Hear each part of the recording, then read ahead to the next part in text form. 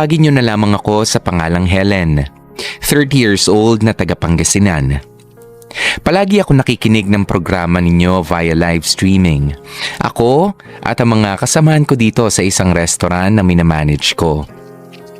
Sumulat ako sa inyo para i-share ang kwento ko. Wala rin naman kasi akong ibang mapagkwentuhan nito bukod sa inyo. Gusto ko lang sana maglabas ng mga saloobin ko. Nasa isang sitwasyon kasi ako na hindi naman kakaiba, pero pagka nalaman ninyo ay samut-sari na naman ang magiging mga reaksyon. Gaya ng sinabi ko, manager ako sa isang restaurant na masasabi kong sosyal na dito sa lugar namin. Meron kaming mga function area para sa mga events gaya ng mga kasalan, birthday o debut. Kaya bilang manager ay marami akong nakakasalamuhang iba't ibang tao mula sa iba't ibang klase ng pamumuhay. Bawat event na hawakan ko ay meron at merong nangyayaring mga kakaibang eksena na hindi ninyo nakikita araw-araw. Gaya na lamang ng isang birthday party na inorganize ko, ilang taon na ang nakalilipas. Maki, maayos na ba yung bulaklak sa entrance? Siguraduhin mong pantay yung arrangement, ha? Yes po, madam. Okay na. Oy, Buboy, hindi ba nahuli yung kitchen staff mo? On track ba yung mga nasa menu? Opo, ma'am. No problem doon. Malapit na mag-start yung event, ha? Nagdadatingan na yung mga ibang bisita. Kapag may problema, kahit gaano kaliit o kalakihan, ha? Make sure ipapaalam nyo sa akin. Yes, ma'am. Yes, ma'am. Okay, good. Let's get back to work, okay? Galingan nyo. Yes, ma'am. Yes, ma'am. Ano bang dapat kong i-check? Baka mamaya may nakalimutan ako. Excuse me, miss? Yes, yes ma'am. Hinahanap ko kasi si Helen. Yes, ako po yun. What can I do po? Ikaw ba si Helen? Hi, I'm Marisa, anak nung may birthday. Yung kapatid ko yung nakakausap mo in person, pero ako yung paminsan-minsan tumatawag sa opisina. Kayo po pala yun. Hello po. Hi. Gusto ko lang sabihin ang ganda ng buong venue. Gusto ko yung mga bulaklak at yung setup ng mga table, pati yung ilaw maganda. For sure, mag-i-enjoy yung family ko nito. Thank you po. I'm glad na gustuhan ninyo. Asahan niyo po na I will do everything para maging maayos yung 70th birthday ng father niyo. In case po na meron kayong concern, don't hesitate na sabihin sa akin kaagad. Okay, sige. Thank you so much ulit, ha? Welcome po, ma'am. And thank you for trusting our restaurant. Enjoy the party! Miss Helen, mag-break ka muna kaya. Ako na lang munang bahala dito. Kanina ka papalakad-lakad. Alam mo, mukha namang okay yung flow ng event eh. Kumain ka na muna ng dinner. Oo nga eh. Ang sakit na ng paa ko. Pakataas-taas naman kasi ng heels mo. Ako nga, hindi ko kaya yan. Kaya sige na, mag-break ka muna doon. Pupunta na lang ako sa'yo agad kapag may problema. Okay, thank you, Maki, ah. Babalik din ako kaagad.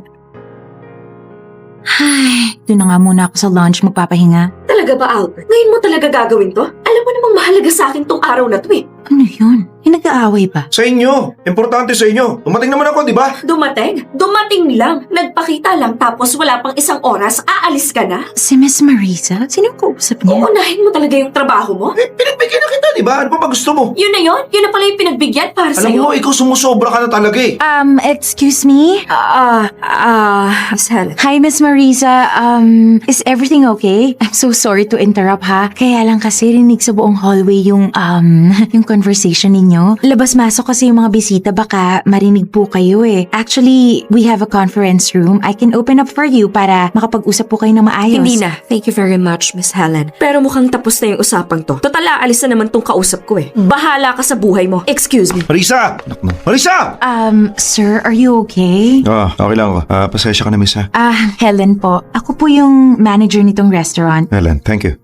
Albert nga pala. Good evening po, Sir Albert. Sorry sa mga narinig mo. Nako, okay lang po yun. Sorry din po for interrupting, sir, ha? Gusto niyo po ba ng tubig? No, thank you. Alis na rin naman ako eh.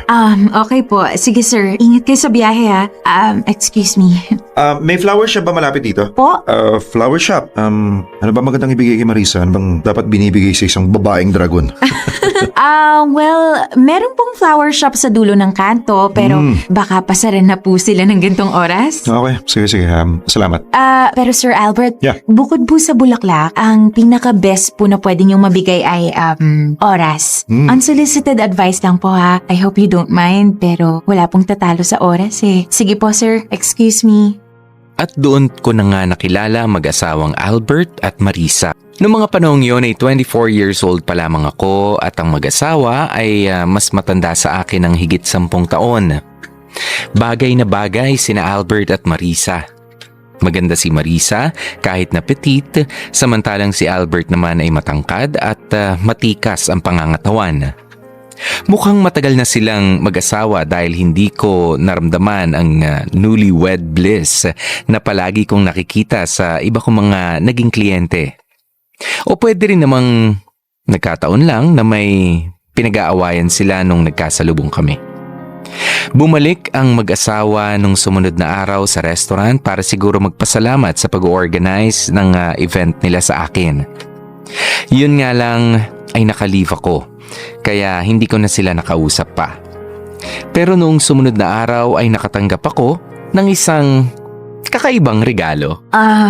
Mukhang okay naman yung kita for this month. Pero hindi sing taas like last month. Ay, naku, ano kayong problema? Pasok! Miss Helen? Oh, Maki, anong problema? May nangyari ba? Hindi po ma'am. May padala po sa inyong bulaklak. Bulaklak? Oo, opo. Ito nga po ma'am. Oh, saan daw galing? Hindi saan, kundi kanino. Andyan po siya sa restaurant kumakain. Ha? Sino? Yung asawa po nung parokyano natin. Yung asawa po ni Miss Marisa. Si Sir Albert? Ayun nga po yata yun. Siya na siguro yun ma'am. Andyan pa ba siya, ha? Opo, kumain siya ng lunch. Tapos ngayon nagkakape na. Actually ma'am, kanina pa siya nandyan eh. Parang 2 oras o mahigit. Nagbabasa lang ng dyaryo. Okay. Sige, pakilagay na lang yung bulaklak dyan. Puntahan ko na lang siya. Sir Albert? What a pleasant surprise! Oh, Helen, andiyan ka pala. Akala ko naka-leave ka. Nagpadala daw kayo ng flowers. Yes. Oh, bakit? May I know po kung bakit? Have a seat muna kaya. I mean, please, join me. Yes, of course. May gusto ka ba? No sir, thank you. Katatapos lang din po namin mag-lunch break. So, para saan po pala yung flowers? Wala. Pasasalamat ko lang yan.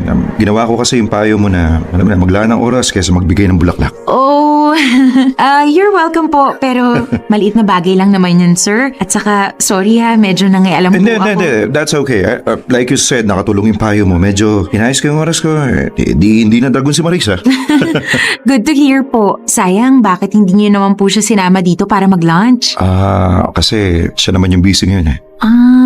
Anyway, thank you sa flowers. Alis ka na? Yes, sir. May trabaho pa and baka nakakastorbo Hindi. po. It's okay. Please do stay. Minsan na naman tayo makahanap ng makakakwentuhan eh. Diba? Actually, sir, may mga trabaho pa po kasi po kaya I need to go. Ganun ba? Sorry. I'm really sorry. Oo nga naman. Pasensya ka na. Sige. Marami kasi akong oras nga. Okay lang po, sir. Pansin ko nga po kaya dapat sinama niyo si Miss Marisa para dagdag quality time sana. Oo nga eh. Pero salamat. Sige po. Okay na ba lahat, Maki? Yes, Miss Helen. Kami na po ang bahala. Ingat po sa pag-uwi Okay, sige. Thank you See you tomorrow. Sige po, bye. Teka, si Sir Albert ba yung nasa party? Sir Albert? Oh, Helen. Hi. Teka. Saan ka pupunta? Out na po ako, sir. Uwi ka na. I mean, teka. Papasok pa lang ako para mag-dinner sana eh. Sige lang po, sir. Enjoy po kayo. Pero wala ring silbi kung wala ka na pala. Po? I mean, ikaw naman yung sinadya ko eh. Ganitong oras pala yung uwi mo? Alam ko na. Sa iba na lang tayo mag-dinner. Libre ka ba? My treat! Tayo po? Yup, kahit saan mo gusto. Bakit po, sir? Wala naman. Gusto ko lang kapagkwentuhan. Si Miss Marisa po. Kasi, Sir, pasensya na po ha. Pero hindi po yata tamang mag-dinner tayo ng tayo lang. Hindi naman po sa pagiging malisyosa pero hindi lang po tama. Baka may makakita at ano pa yung isipin. ganun ba? Siguro dyan na lang sa restaurant nyo. Wala ba kayong private room o kaya sa conference room na lang na ino-offer mo dati? Sir, teka lang po ha. Ano po ba talaga yung pakay ninyo? Ilang beses na kayo nagpabalik-balik sa restaurant. Tapos lagi nyo daw akong hinahanap. Nagpapadala pa po kayo ng bulaklak. Ganito po ba kayo makipagkaibigan? O meron na po ba akong dapat isipin? Magderechahan na po tayo, sir. Kung mali po ako ng mga iniisip ko, edi okay. Wala naman pong problema. I stand corrected. Pero kung tama po ako sa hinala ko, edi maging honest na po tayo? Kasi, ang totoo niyan, hindi ka mawala sa isip ko. Hindi ko alam kung bakit, pero kailangan kita makita eh. Makasama if pwede. Umpisa pa lang ay alam ko na type ako ni Sir Albert. Halatang halata kasi siya. Ilang beses siyang nagpabalik-balik sa restaurant para lang makipagkwentuhan. Noong una ay sinubukan kong iwasan na siya. Pero makulit talaga si Albert, kaya eventually ay pinagbigyan ko siya sa pakikipagkaibigan na hinihiling niya. Pero syempre magpakatotoo na tayo. Hindi lang pakikipagkaibigan ang habol ni Albert. Umpisa pa lamang ay pinapakita niya ang intensyon niya na gusto niya nga ako. Gusto niya akong maging girlfriend niya. Kasalanan ko rin siguro kung bakit hindi ako tinigilan ni Albert. Wala sa itsura ko ang isang malanding babae. Maayos naman akong manamit, maayos din akong kumilos, maganda ang trabaho ko at wala akong mga lalaking nakahilera sa tabi-tabi. Pero hindi ko talaga pinigilan si Albert sa pagpapakita niya ng intensyon niya. Hindi ko siya dineretsa o kinumpronta. Hindi ko ipinakitang nainsulto ako dahil naisip niyang posible akong pumatol sa isang lalaking may asawa na. Sa madaling salita ay in-entertain ko siya. Hinayaang manligaw. Kaya paglipas ng ilang linggo ay nagkaroon na nga kami ng relasyon. Isang maling relasyon pero mukhang normal. At sa sobrang normal ay hindi ko na namalayang lumipas na pala ang isang taon. Gusto mo ba gawin kong maanghang to? Albert? Albert? Ano bang problema? Bakit bagsak na bagsak yung mukha mo? Wala. Problema sa negosyo. Oh, anong nangyari? Kwento mo na. Mas gusto ko kapag marinig ko yun kaysa sa buntong hininga mo. Dami kasing detalye pero in short, kulang ako sa pera, kulang sa budget. Kailangan bayaran sa supplier, short ako ng 100,000. Nung isang taon pa ito naghihintay. Kaya lang, may hingi na ako ng tawad Muntik na nga kami magkademandahan Kailan mo ba kailangan bayaran? Well, sa susunod na linggo na dapat. Magkakapera naman sana ako kaso, enrollment ang mga bata. Wala ka naman unahin ko tong supplier ko. O dapat nga ba unahin kong bayaran tong supplier ko? Nako, bayaran mo na lang yung supplier ha? Ako nang bahala sa tuition ng mga anak mo. Teka, ano? Sabi ko, ako nang bahala sa tuition ng mga bata. Teka, may pera ka? Ano namang tingin mo sa akin? Hindi. What I mean is, may extra ka ba ng ganong kalaki? May extra ko. Yun nga lang, kulang pa rin sa tuition ng dalawa. Pero, yung kapatid ko iniwan sa akin yung savings account niya. Pwede akong kumuha muna dun. Bayaran mo na lang ng paunti-unti. Wag na. Nakakaya. Nakakaya sa kapatid mo. Albert, kunwari ka pa. Alam ko namang nabuhayan ka. Huwag ka nang maarte ha. Hipit ka na Next week na yung deadline mo. Kaya, sundin mo na lang yung plano para matapos na yung problema. Para hindi na masira yung araw natin, okay? Pero naman kasi... Albert, huwag nang pahabain ang usapan. Please lang. Sundin mo na ako, okay? Iligpit mo na yung mga papel mo dyan, tapos kakain na tayo. Anong gagawin ko kapag wala ka na? Baka nagbenta ka ng kidney mo? Helen, maraming salamat ha. Hulog ka ng langit. Maraming salamat. Dami-dami ko ng utang sa'yo. Bayad mo na yung mga nauna ha. Pero yung utang na loob hindi ko mababayaran yun. Huwag mo na lang idagdag yung mga palya mo sa pera para masaya. Sige. Promise. Itatry ko. Oh, Albert. Si Marisa tumatawag ulit. Sagutin mo na. Wag na. Hayaan mo na siya. Ayun yung sinasabi ko Pag tumatawag ang misis mo, sagutin mo. Huwag mo siyang bibigyan ng dahilan para mag-alala. Unang iisipin niyan, baka napano ka. Pero sunod agad yung iisipin niyan, baka may kasama kang iba. Baka nakakalimutan mo.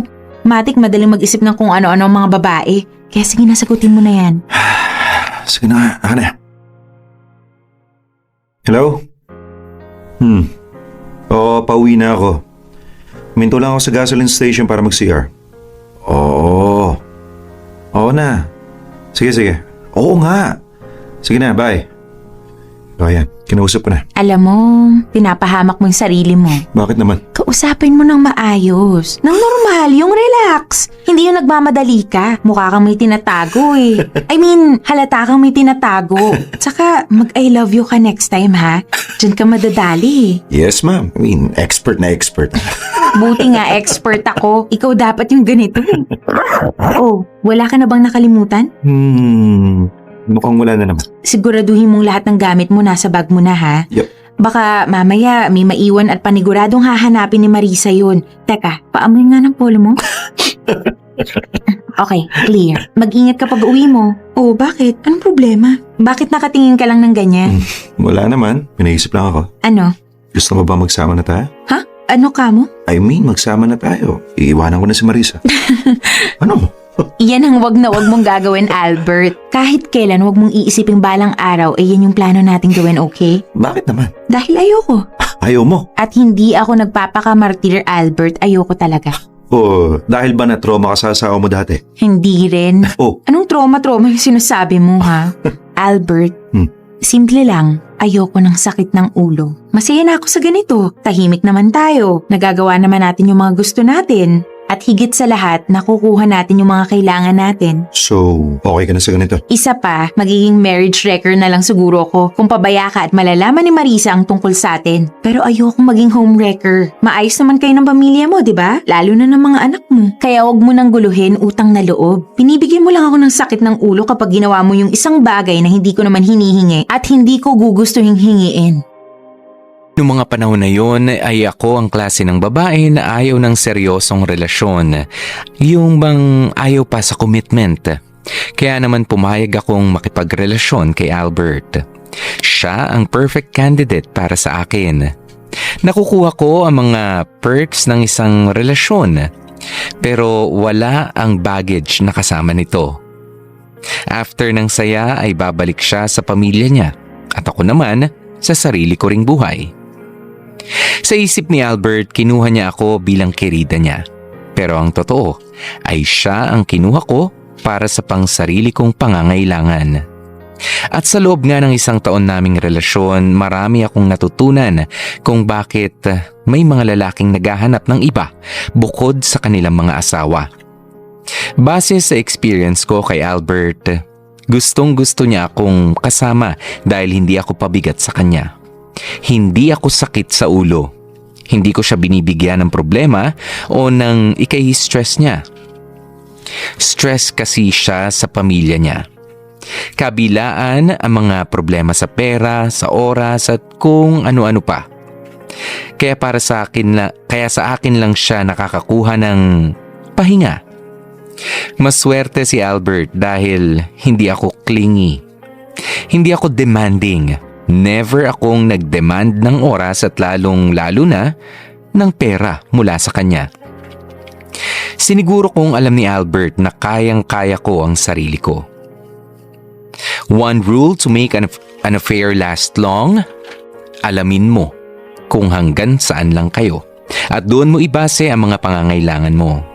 Yan ang madalas na makalimutan ng mga katulad kong kirida. Kaya nagiging komplikado tuloy ang lahat to the point na may nasisira ng pamilya.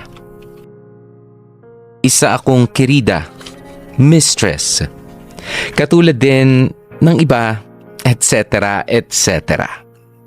Pero ang pinagkaiba ko siguro sa kanila ay yes, I am a mistress, but I am a very, very good mistress.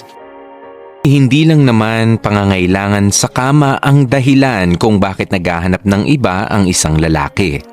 Gaya ng sinabi ko kanina, pahinga ang isa sa mga kayang i-provide ng isang kirida. At sa sitwasyon namin ni Albert, ako ang tagapakinig sa lahat ng hinaing niya sa buhay. Walang halong judgment, walang kasamang talak dito, talak dyan. Nakikinig lang ako at nagbibigay ng payo kapag kailangan. At sa totoo lang, ay madalas, ako pa ang rumeresolba ng mga pinoproblema niya. Albert, Hi! anong ginagawa mo dito? Bakit parang biglaan yata yung pagdalaw mo dito sa restaurant? Busy ka ba? Hindi naman masyado. Pwede kaya tayo mag-usap. Importante lang sana. Parang may problema ka. O halika dito sa conference room. Umupo ka. Anong problema? Wala namang problema pero baka magkaroon. Malapit na. Sige lang, ikwento mo. Hingi lang sana akong tulong mo. Sige lang. O, paano ba kita matutulungan? At saka tungkol saan ba to? Pwede bang ikaw na humawak ng lahat? Ng lahat? I mean, humawak ng negosyo ko. Ano? Walang ibig ko sabihin, tulungan mo akong ayusin yung negosyo ko. Tulungan mo ako paano maayos ang mga gusot. Tulungan mo ako kung paano mapabuti yung lahat. I mean, ikaw yung humawak ng bank account ko. Bantayan mo yung labas-pasok ng pera. Teka. Sandali lang ha. Medyo nalalabuan ako sa mga sinasabi mo eh. Gusto mo akong tumulong sa pagpapatakbo ng negosyo mo? Aba Albert, bakit ako? Ikaw yung negosyante sa ating dalawa. Bakit ba isasama mo pa ako? Bakit kailangan mo pa ng tulong ko? Well, sa totoo lang, ako yung negosyante. Pero kailangan ko ng opinion mo. Magaling ka sa decision making. Marunong kang tumingin ng kliyente. Marunong ka makipag-negotiate sa mga supplier. Magaling ka sa tao. Kaya nga napapatakbo mo tong restaurant na to eh. I mean, dinaig mo pa yung may-ari nito. Magsabi ka nga ng totoo sa akin. Ano ba talaga yung problema? Meron kang tinatago eh. At huwag mo nang tangkaing mag-deny dahil kilala kita. At kung gusto mong tulungan kita, ilapag mo na lahat ng baraha mo. Dalian mo Albert ha, tumatakbo ang oras. Yan ang gusto ko sa'yo. Kaya dapat kasama kita sa negosyo. Ano nga, dali. Well, tagilid yung negosyo ko ngayon. Well, sabihin na lang natin na kapag hindi ko ginawa ng paraan, baka mabankrupt ako. Mabaon sa utang. I mean, baka mawalan pa ako ng bahay. Paano ka napunta sa ganyang sitwasyon? Sige nga.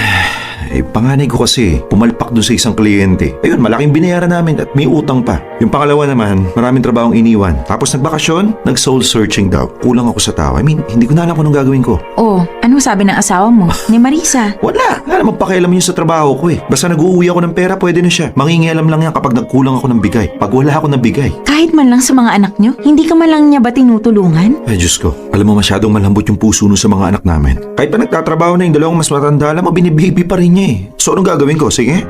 Subukan mo munang ipasok sa negosyo yung asawa mo. Ayaw niya. Wala siyang alam. At lalong wala siyang pakialam. E di sana nag-hire na lang ako ng business graduate talaga. I mean, hindi mo ba naiintindihan, Helen? Wala na nga ako maaasahan. Wala nang ibang nakakaintindi sa akin. I mean, ikaw na lang. Kaya please lang. Nagmamakaawa ako. Tulungan mo ako. Please. Paano tong trabaho ko? Ayokong iwan to eh.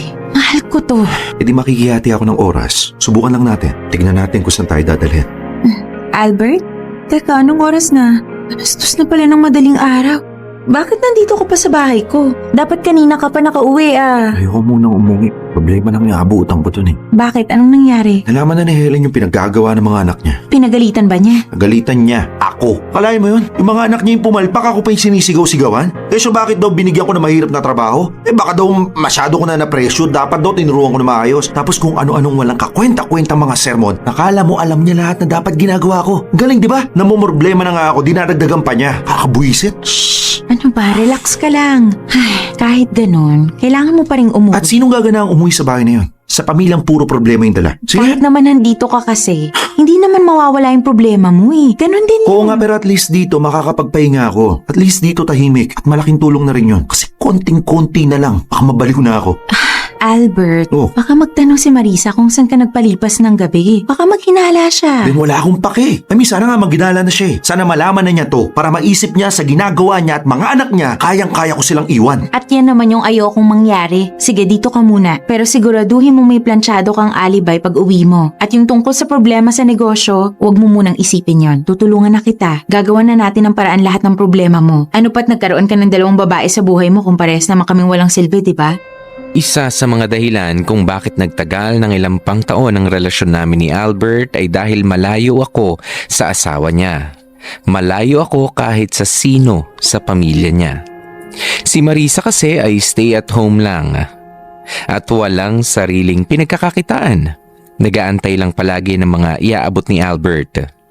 Wala namang masama doon pero siya yung tipo na naghahantay na nga lang magastos pa. Puro luho at hindi marunong humawak ng pera, sabi nga ng iba. At sabi rin ni Albert, trabaho siya ng trabaho samantalang yung pamilya naman daw niya ay parang vampira na inuubos ang lahat ng dugo niya. Ang mga anak niya ay madalas na pumapalpak sa mga trabaho. Walang disiplina at lahat na lang ay iniaasa sa kanya. Ako naman ay magaling sa trabaho ko. Kaya naman natutulungan ko si Albert sa mga financial problems niya. Umabot pa nga sa punto na ako pa nagbibigay ng panggas at ng allowance ni Albert dahil walang-wala nang natitira sa kanya. Kaya naman kahit papaano ay napapayag niya akong tumulong na sa negosyo niya. Hindi ko iniwanan ang pagiging manager sa restaurant pero nag-sideline ako sa maliit na kumpanya ni Albert. Itinuro niya sa akin ang dapat kong mga matutunan hanggang sa ako na nga halos ang nagpapatakbo ng lahat kahit nasa likod lang ako ni Albert. Ako na ang humawak ng bank accounts niya, ako na rin ang madalas na gumagawa ng financial decisions para sa kanya, yung negosyo niya, parang naging negosyo ko na rin. At alam niyo ba, Isa pang sikreto ng mga kirida ay nagpapakita kami ng interes at pagpapahalaga sa trabaho at sa mga pinaghihirapan ng mga partners namin. Isang bagay na madalas nang nakakalimutang gawin ng mga totoong asawa nila. Helen! Si Albert? Teka, anong oras na ba? Helen! Alas 11 na. Helen, si Alberto! Albert, anong oras na? Pasok ka. Salamat. Oh, teka. Ano yung dala mo? Maleta? Bakit may maleta ka? Umalis na ako sa amin.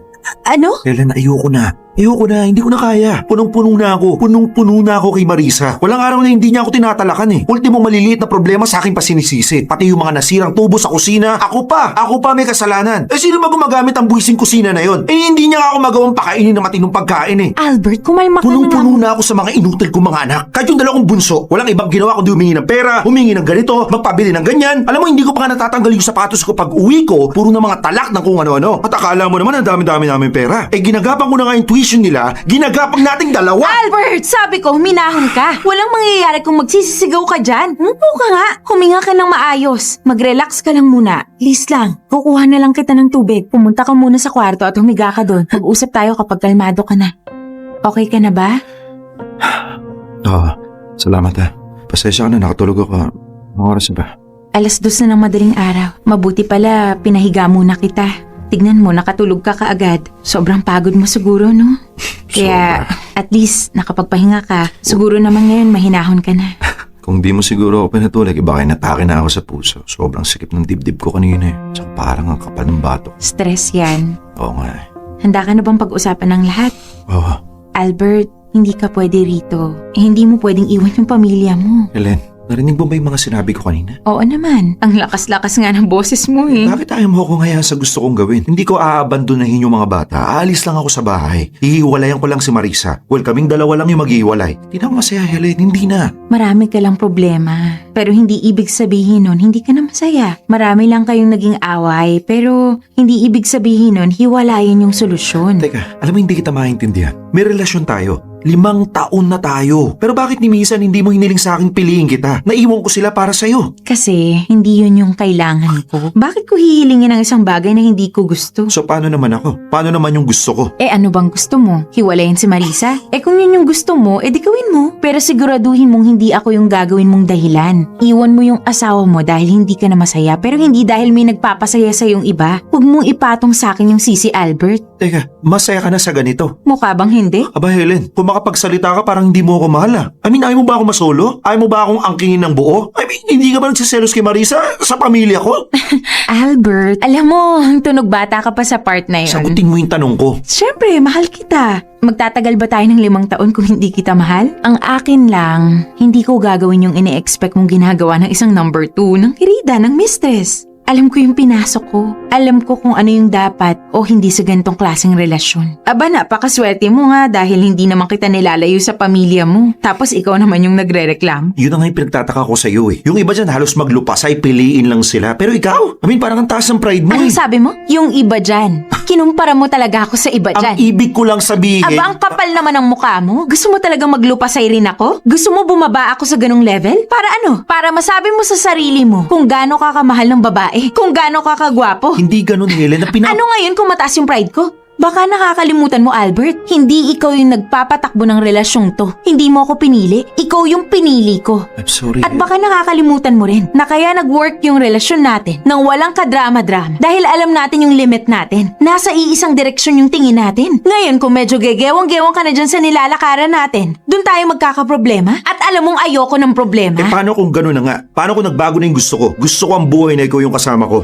Albert, nasasabi mo lang yan dahil hindi mo pa nakikita yung sakit na gagawin ng pamilya mo. Sige, wag na si Marisa. Sa mga bata na lang. Lalo na yung 2 nag-aaral pa. Kaya ba ng konsensya mo masira yung pamilyang inaasahan nila? Hindi kaya ng konsensya ko yun. Kung ikaw kaya mo, aba may problema sa'yo. Bumalik ka na sa asawa mo. Bumalik ka na sa mga anak mo. Babae lang ako, Albert. Oo, marami akong kayang ibigay sa'yo. Pero marami din silang katangian na hindi mo makikita sa akin. Okay na tayo, Albert. Okay naman yung lahat eh. Huwag mo nang sirain ang dahil lang sa akin. Never akong naging demanding kay Albert. Hindi lang dahil sa alam kong kerida lamang ako, never akong nagdemand o humiling na iwanan niya ang pamilya niya dahil ayoko talaga. Ayoko magsama kami na parang tunay na mag-asawa. Gaya ng sinabi ko, ayoko ng buong commitment. At isa pa, nagawa nga niyan lokohin ang asawa niya, hindi malayong magawa rin niya sa akin yon kapag nagkataon. Para lang akong kumuha ng batong ipupukpok ko sa sarili kong ulo. Mahal ko si Albert, oo. Totoo yun. Pero ginagamit ko pa rin naman ang utak ko. Alam kong hindi pa rin ako dapat magtiwala ng buong buo sa kanya. Kaya naman nanatili kami sa sitwasyon namin. Magkikita kami ng halos araw-araw, lalo na nga kapag weekends. Tuloy pa rin ang pagtulong ko sa negosyo niya. Ang totoo nga niyan ay naging maayos si Albert at ang pamilya niya nang dahil sa mga tulong ko. Bukod sa tulong pinansyal ay tinuturuan ko rin si Albert kung papaano maging maayos ang relasyon sa asawa at mga anak niya para naman hindi na pumasok pa sa isipan niyang iwanan sila nang dahil sa akin. Ay naging mag-best friends din kami ni Albert. Pasok! Ma'am Helen? Oh, Maki, bakit? Ma'am, may bisita po kayo? Ayun na ba yung nag-i-inquire sa function room natin? Hindi po ma'am, si Miss Marisa po. Sige, papasukin mo na. Salamat. Okay po, teka. Tuloy po kayo, Miss Marisa. Maki, dalhan mo naman kami ng juice, please. Sige po. Miss Marisa, have a seat. Salamat. Ano pong atin? Bago ang lahat, huwag ka na magpanggap. Kilala kita. Alam ko kung ano ka sa buhay ni Albert. At alam ko kung gaano ka nakatagal na parang ahas na nakapulupot sa kanya. I understand. Alam kong alam mo na.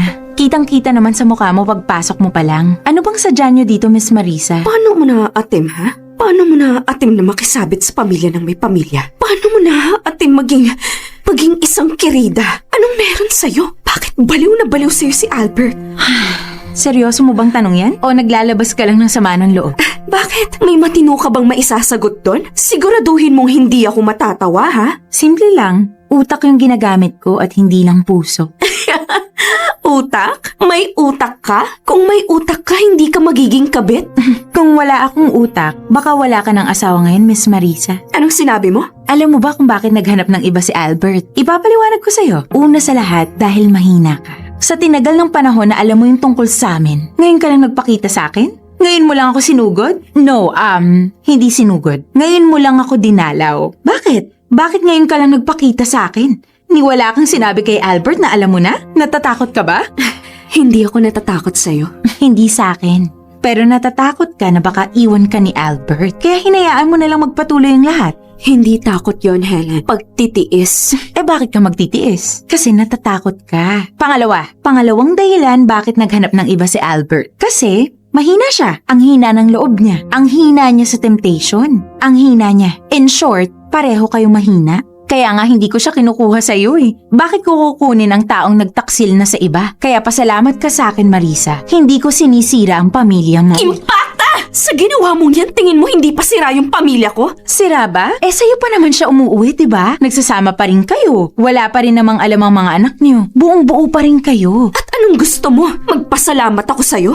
Tanawin kong utang na loob yung pagiging mabait mo, ha? Hindi naman. Ang akin lang, huwag akong sisihin mo. Sisihin mo si Albert. Sisihin niyo yung mga sarili ninyo. Kasi kahit 100 ako pa ang hirap mo kay Albert, kung masaya kayo, kung maayos kayo, walang mabubuong kahit ano sa pagitan namin. Kabit na kabit ka talaga kung magsalita. Baka ikaw yung hindi masaya. Kaya sa dinami-rami ng lalaki, sa may asawa ka pa pumatol. Oo nga eh. Feeling ko nga rin naging malungkot ako kaya ako pumatol kay Albert. Pero hindi pa naman ako ganong kamiserable para agawin siya ng tuluyan sa inyo. Ang kapal ng mukha mo! Alam ko yun. Pero alam mo naman siguro yung kapal ng mukha kong to ang bumubuhay sa inyo. Alam mo, doon nga ako hindi makapaniwala eh. Mga agaw ka na nga ng may asawa, mang-aagaw ka pa ng pera. Pera namin yan! Pera ng asawa mo. Ang pera niya ay pera ko rin. Yan ba yung tinatatak mo sa isip mo? Kaya pala halos mamulubi na kayo. Inaangkin mo na ang hindi mo naman pinaghirapan. Ugali mong hingin yung mga kikitain pa lang. Ibalik mo sa amin yan! Matagal na kayong nawala ng pera, Marisa. Ako na nga lang yung nagsalba kay Albert, kaya lahat ng perang to, pinagtrabahuhan ko. Yung pangtuition ng mga anak mo, yung kinakain ninyo, yung para sa mga luho ninyo, yung pambili mo ng damit, lahat yan galing sa akin. Inaangking ko ba? Hindi, di ba? Kay Albert pa rin yan lahat. At alam mo yung nakakatawa, Marisa? Alam kong galit na galit ka, pero hindi mo magawang awayin ako kasi alam mo kung ano yung hawak ko. Anong ibig mo sabihin? Hindi ka naman nagpunta dito para awayin ako, di ba? Nagpunta ka dito para humingi ng pera. Nasa ospital si Albert, di ba? Kaya ganito na lang. Itigil muna natin tong usapan na to. Bibigyan muna kita ng tseke. Magkano ba? 50? 50,000? Ah, teka. Ayan, si Albert muna yung asikasuhin mo. Kapag magaling na siya, saka ka bumalik sa akin. Saka natin ituloy yung usapan na to.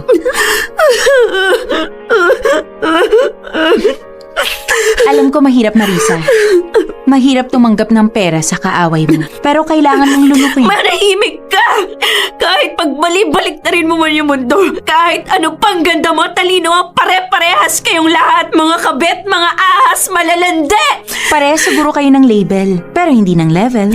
Kukunin ko tong tseke para kay Albert. Pero hindi pa tayo tapos.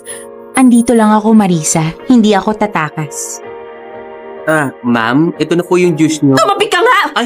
Marisa? Ano? Huwag mong iparamdam sa lalaking siya yung hari sa buhay mo. Yan ang sagot ko sa tanong mo. Ano? Tinatanong mo ako, di ba? Kung bakit baliw na baliw sa akin si Albert? Yan ang sagot. Hindi lang kay Albert, kundi sa lahat ng lalaki. Bakit ko tatanggapin ang payo ng isang kirida? Baka sakaling yun yung sagot para mawala yung mismong kirida. Iba-iba ang sitwasyon ng bawat bawal na relasyon, pero madalang lang siguro ang nasa sitwasyong kagaya ko. Kung saan ay masasabi kong mas makapangyarihan ang kabit kaysa sa legal na asawa. Alam niyo kung bakit? Hawak ko kasi ang pera ni Albert. Pera ni Albert na sa totoo lang ay ako lang ang trumabaho. Kaya parang ako rin ang bumubuhay sa pamilya niya. Ang hindi ko naman maintindihan ay bakit napakahina ni Marisa. Oo, alam niyang may Helen na kabit ni Albert pero hinahayaan lang niya. Hindi niya ako magawang labanan. Dahil ba sa alam niyang ako ang dahilan kaya nagkakapera si Albert na asawa niya? Masaya ba siya basta may pera o baka natatakot siyang iwanan siya ni Albert? Kasi pagkatapos ko siya bigyan ng tseke ay hindi na siya bumalik at nagpakita pa. Inaantay ko nga na sabihan niya kung layuan ang asawa niya. Pero alam niyo, wala. Wala siyang sinasabing ganun. Ano man ang dahilan, isa lang ang masasabi ko. Kung ako ang nasa sitwasyon ni Marisa, ay hindi ako basta-basta tatahimik na lamang. Hindi ako magiging singhina niya. Kaming tatlo ang responsable kaya napunta kami sa ganitong klase ng sitwasyon.